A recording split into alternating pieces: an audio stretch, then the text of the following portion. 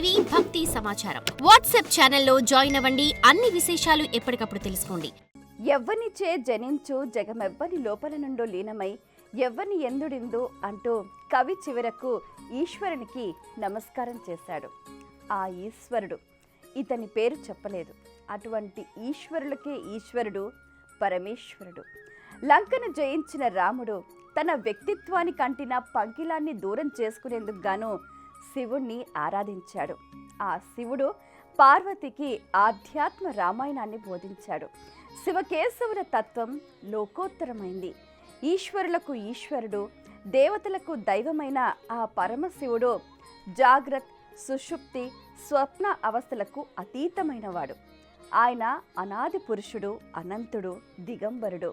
ఆయన భక్తులకు సమస్త ఐశ్వర్యాలను ప్రసాదించే భోళాశంకరుడు. భస్మమే తాను ఆభరణంగా ధరించినవాడు. అన్నిటికీ అధిపతి ఆయనే. ఆ పరమశివుడు పంచమూర్తులు గలవాడుగా వర్ణించబడ్డాడు. ఈశాన, తత్పురుష, అఘోర, వామదేవ, సద్యోజాత అనేవి ఈ 5 మూర్తులు. శివుడికి ఎన్నో స్వరూపాలున్నాయి. వాటిల్లో క్షేత్రజ్ఞ మూర్తిని పశుపతినాథుడిగా ఆరాధిస్తారు. పరమేశ్వరునికి ఈ 8 మూర్తుల వల్లనే ఈ విశ్వమంతా నిలిచి ఉన్నదని శివపురాణంలో స్పష్టంగా పేర్కొన్నారు.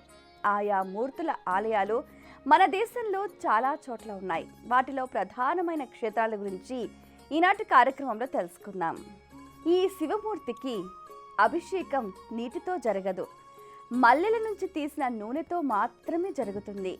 మోక్షదాయ కమలములైన సప్తపురాలలో కాంచీపురాన్ని కూడా చేర్చి ఉండటం మనకు తెలిసిందే.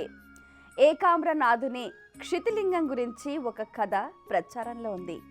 పార్వతీమాత ఓసారి వినోదంగా వెనుకరించి వచ్చి తన 2 చేతులతో శివుని 3 కళ్ళు మూసిందట. సూర్యచంద్రులకు గుర్తులైన నేత్రాలను మూసిపోయేసరికి లోకమంతా చీకటైపోయింది. ఒక్క రెప్పపాటు కాలం ప్రపంచమంతా అల్లకల్లోలమైపోయింది. జరిగిన పొరపాటుకు ప్రాయశ్చిత్తంగా పార్వతిని తపస్సు చేయమని పరమశివుడు ఆజ్ఞాపించాడు. అప్పుడు ఆమె ఆ లింగాన్ని తయారు చేసి తపస్సు కొనసాగించింది. శివకంచిలోని పార్థివలింగం అప్పుడు మహాదేవి స్థాపించినదే. జలమూర్తి జంబుకేశ్వరుడు. దక్షిణ భారతదేశంలోని పంచతత్వ లింగాలలో జంబుకేశ్వరం కూడా ఒకటి. దీన్ని అపోలింగమని, జలతత్వలింగమని వర్ణిస్తూ ఉంటారు.